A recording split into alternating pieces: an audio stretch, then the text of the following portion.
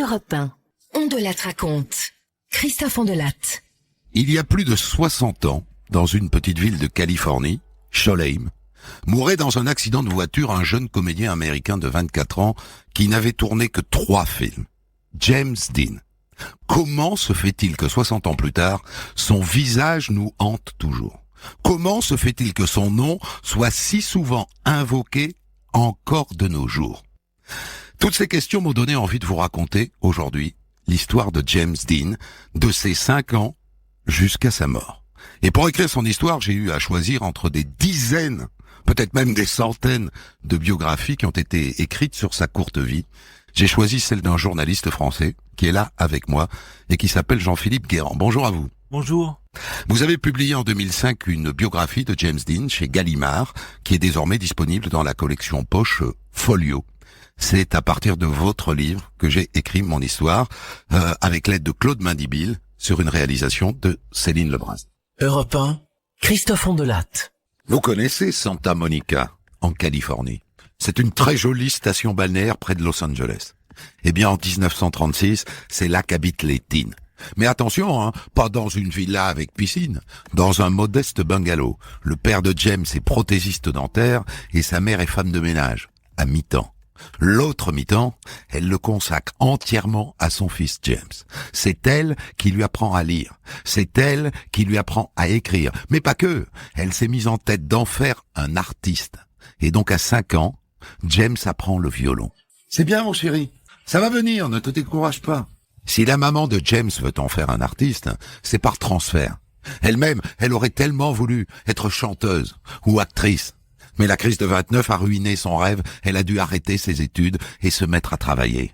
Alors du coup, elle a tout reporté sur James. Et puis un jour de 1936, ils sont en train de faire de la lecture tous les deux. Sa mère, qui est très fatiguée en ce moment, s'endort. « Maman, réveille-toi. Enfin, ça fait 3 fois que tu t'endors pendant que je te fais la lecture. Ne t'inquiète pas, mon Jimmy. Continue à lire. Je t'écoute. » Mais dans les mois qui suivent, ça s'aggrave. Sa mère dépérit à vue d'œil. Et le verdict du médecin tombe, cancer de l'utérus. Son mari, Winton, fait tout ce qu'il peut pour lui payer un traitement au radium. C'est hors de prix. Il vend sa voiture, il vend ses meubles, il emprunte de tous les côtés. Et le petit James passe des heures à lui caresser la main et à lui jouer du violon et à lui lire le journal à voix haute. Son père essaye de le préparer à ce qui arrive. « Tu sais, Jimmy, maman va faire un grand voyage, elle ne reviendra pas. » Quand sa mère meurt, le 14 juillet 1940, à l'âge de 29 ans, James est sonné. Quand ma mère est morte, j'ai eu l'impression d'avoir été poussé du sommet d'une falaise. Je me suis retrouvé tout seul, dans un espace vide, sans tomber, juste suspendu en l'air. La maman de James est enterrée à Fairmount, dans l'Indiana, à 2000 kilomètres de Santa Monica. Le père ne peut même pas se rendre à ses obsèques, il n'a plus un sou, il a tout dépensé dans le traitement contre le cancer. Mais James, lui, y va, avec sa grand-mère. Son père vient l'accompagner sur le quai de la gare de Los Angeles. « Au revoir, papa. On se voit bientôt, d'accord ?»« Oui, Jimmy. Oui, je viendrai te chercher, je te promets. » La grand-mère assiste à la scène. Au lieu de s'étreindre, ils se sont contentés de se serrer la main, comme 2 boxeurs avant un combat. Le cercueil est hissé dans le train, qui part pour Fairmount, dans l'Indiana. Le voyage dure 5 jours, et à chaque arrêt, vous entendez à chaque arrêt, James va voir dans la soute à bagages si personne n'a volé sa maman. Vous l'avez compris, n'est-ce pas? Son père n'a pas vraiment l'intention de le récupérer. Il ira le voir 1 ou 2 fois par an. Mais à partir de maintenant, le jeune James Dean va vivre avec son oncle et sa tante à Fairmount, Marcus et Hortense Winslow. Là-bas, dans l'Indiana, ils ont une grande ferme et ils sont très religieux, ils sont quakers. James va devenir un petit paysan. Et ça aurait pu mal se passer. Ça se passe très bien, au contraire.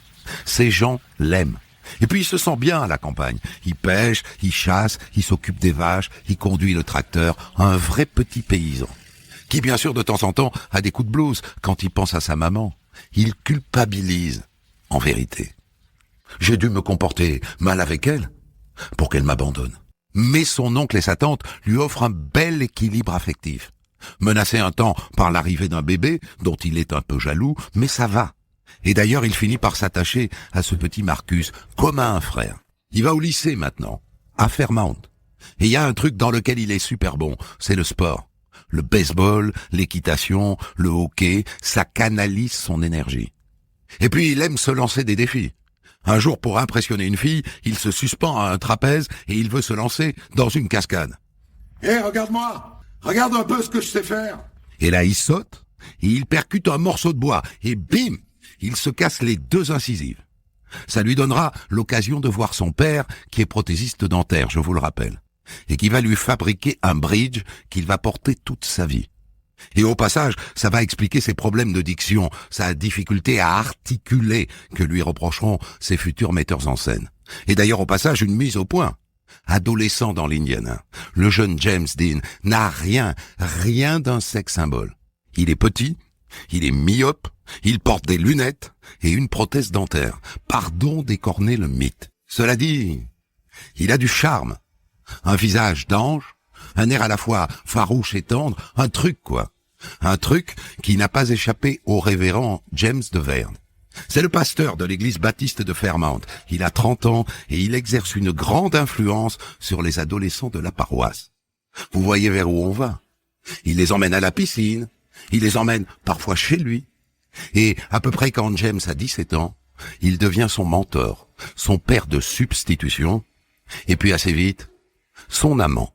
Cela dit, c'est lui, le pasteur, qui lui fait découvrir l'art, la musique, la philosophie et aussi la corrida.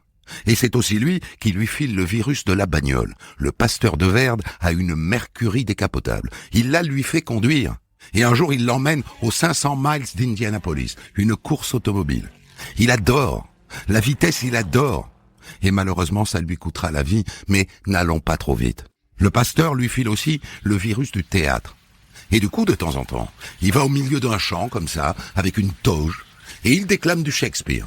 Il aimait la mort et ses sombres promesses. Avenir incertain d'un garçon en détresse. Il voulait mourir, laisser partir sa peine, oublier tous ses jours à la même rengaine. Et assez vite, on repère son talent de comédien. À 18 ans, il fait la une du quotidien local, le Fairmount News. Il vient de remporter la première place du concours de déclamation dramatique. Mais s'il veut devenir comédien, et ça le chatouille, il faut qu'il parte de l'Indiana. Son père habite en Californie, il décide de le rejoindre. 9 ans après la mort de sa mère. Il s'inscrit à l'université de Los Angeles, dans la section d'art dramatique. Et donc il lui faut quitter le révérend de Verde. Au moment de partir, le pasteur lui glisse un petit mot dans la main. Il l'ouvre, il le lit. Mieux vaut perdre à sa manière que gagner à la façon des autres. Et il décide d'en faire la maxime de toute sa vie.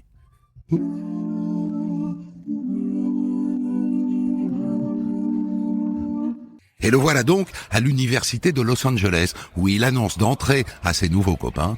Moi les gars, je vous préviens, hein. Mon objectif pour le premier trimestre, c'est de perdre ma virginité. Objectif rapidement atteint. 1 fois, 2 fois, 3 fois, 100 fois.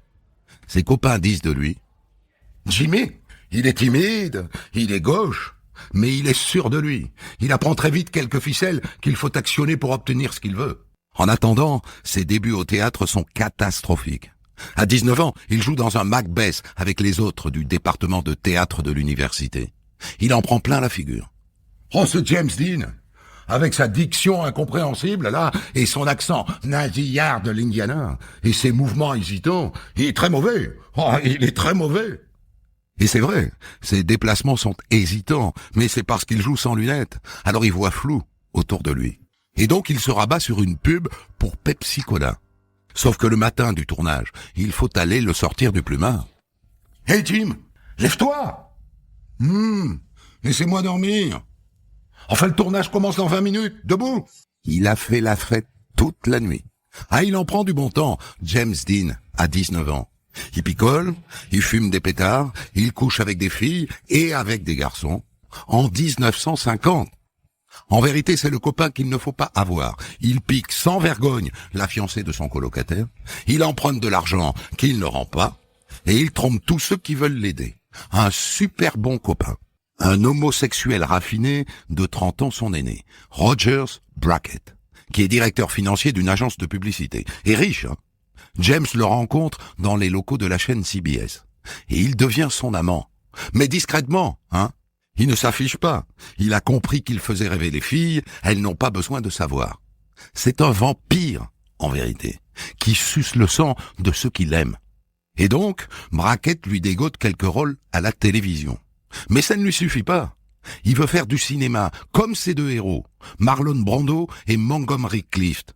Il a trouvé leur numéro de téléphone, figurez-vous. Alors il les harcèle, le jour et la nuit. Allô? Je m'appelle James Dean. Je suis comédien. Je vous admire beaucoup, vous savez. Vous pourriez m'aider? À un moment, en mai 1952, il a 21 ans et il décide de partir pour New York. Et il entre à l'Actors Studio. C'était son rêve. C'est difficile, hein. Il est plus que jamais rebelle, il accepte mal les critiques, mais il applique à la lettre les techniques qu'on lui apprend, notamment pour entrer dans un personnage. Un jour, par exemple, il doit jouer un personnage reclus. Eh bien, il s'enferme toute une nuit dans un placard. À l'Actors Studio, l'un de ses professeurs s'appelle Elia Kazan, un metteur en scène qui vient de sortir le film Un tramway nommé Désir. Un jour, il l'appelle et il le fait venir à la Warner. Il voudrait le faire jouer dans son prochain film, À l'Est d'Éden. Il pense à lui pour le rôle de Cal, un jeune homme perdu, violent, désespéré. Mais pour l'instant, il hésite encore entre lui et Paul Newman. Mais après le rendez-vous, il n'hésite plus. Il écrit au sujet de sa rencontre avec James Dean. Imaginez-vous que vous devez faire une pièce avec un loup, et qu'il n'y ait pas de loup à New York. Et puis un jour, vous entrez dans un bureau de la Warner, et il est là. Le loup est assis sur la banquette. Et le loup, c'est James Dean. Cal, ce sera lui. Retrouvez Christophe Ondelat pour la suite de votre récit dans un autre podcast déjà disponible sur votre plateforme. Europe 1. Ondelat raconte la suite de votre récit. Le tournage d'À l'Est d'Éden débute en mai 1954 dans la vallée de Salinas, en Californie. Et comme toujours, James est odieux. Il ne parle à personne, il prend la mouche, il improvise sans se soucier de ses partenaires, et en 2 jours, il se met tout le monde à dos. Tout le monde, sauf Elia Kazan. Ils le détestent tous. Mais c'est exactement le personnage. Et en plus, il crève l'écran. I know where she is, I know what she is, and I know why she left you. Couldn't stand it. You didn't really love her any more than you do me. 'Cause your goodness, your rightness. La seule partenaire à apprécier James Dean est la comédienne Julie Harris. Le dernier jour du tournage, elle va le voir dans sa caravane. Et elle entend qu'il pleure derrière la porte. Jimmy? Ça va, Jimmy? Non, ça va pas. Le film est terminé. Vous allez tous partir? Et moi, je vais encore me retrouver seul comme un chien. Pour se consoler, il va s'acheter un nouveau jouet, une Alfa Romeo. À l'Est d'Éden est le plus gros succès de l'année, et ça rend Marlon Brando fou de jalousie. Il arbore ma garde-robe et il utilise mon talent de l'année dernière. À part ça, il y a des rumeurs qui courent sur lui à Los Angeles. On dit que James fréquente un club sadomaso d'East Hollywood. Il paraît qu'il aime qu'on le ligote, et il se fait écraser des mégots sur le corps. On le surnomme le cendrier humain. Incroyable, non? Et puis un jour, James rencontre une ravissante actrice, brune, avec des yeux verts, Anna Maria Pierangeli, 22 ans. C'est le coup de foudre. La mère de la demoiselle est une sarde bigote, elle est pas vraiment d'accord. Il ne veut pas que tu sortes avec ces garçons. Mais t'as vu comment il s'habille? Avec son vieux blue jean là, ses bottes et sa clope au bec. De quoi il a l'air? Et pourtant, il est question qu'il se marie. Mais 6 mois plus tard, en octobre 54, Anna Maria Pierangeli annonce ses fiançailles avec un chanteur de charme italien, Vic Damone. Et 2 mois plus tard, il se marie. James est furieux. Le jour du mariage, il va à la sortie de l'église en moto, et quand les mariés apparaissent, il fait vrombir sa moto, et il s'en va dans un nuage de fumée. Il ne s'en remettra jamais. Et jusqu'à la fin de sa courte vie, il va garder sur lui la médaille de Saint-Christophe que Peer lui a offerte. Pour se consoler, il s'achète encore une voiture. Une Porsche 356 Super Speedster.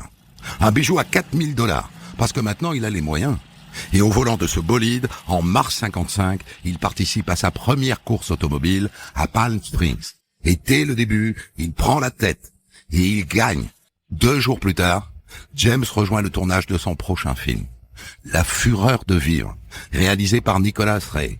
C'est une des premières fois que le cinéma américain s'intéresse vraiment aux problèmes de la jeunesse. James Dean, avec sa belle gueule et son côté écorché vif, plaît aux adolescents américains. Et aux côtés de Natalie Wood, qui n'a que 16 ans, il ne triche pas. May I have some dirt, please? 1, 2, 3.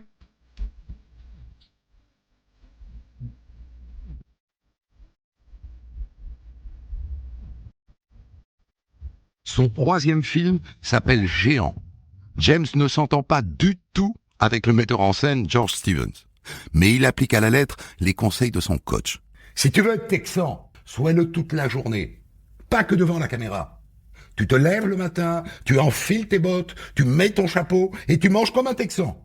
James n'a que le troisième rôle. On ne le voit que 20 minutes à l'écran, mais il vole la vedette à Rock Hudson et à Elizabeth Taylor. Mais son contrat lui interdit de piloter une voiture de sport pendant tout le tournage. Alors il a hâte d'en finir. Parce qu'il vient de s'acheter une Porsche 550 Spider, qu'il a baptisée Little Bastard. Petit salaud. Il s'est inscrit à une course automobile qui doit se dérouler le 1er octobre 1955 sur les pistes d'atterrissage désaffectées de l'aéroport de Salinas, en Californie.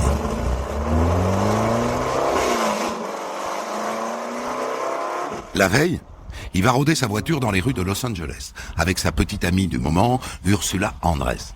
Et près du studio de la Warner, il croise Alec Guinness, un comédien anglais. « Hé Alec, ça te dit de l'essayer ? Tu veux faire un tour ?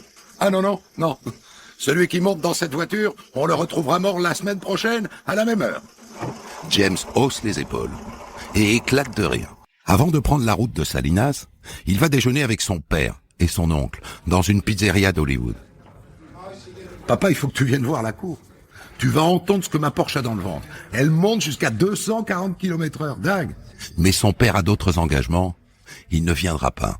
À 13h30, James prend la route de Salinas avec à ses côtés un jeune mécanicien, Rolf. Ils ont 500 km à faire. Sur l'autoroute, James se fait verbaliser. « La zone est limitée à 90, jeune homme. Vous rouliez à 105. 90 km/h. Mais c'est une Porsche, monsieur. Elle n'est pas faite pour rouler si lentement, voyons. » En fin d'après-midi, ils arrivent à Cholame.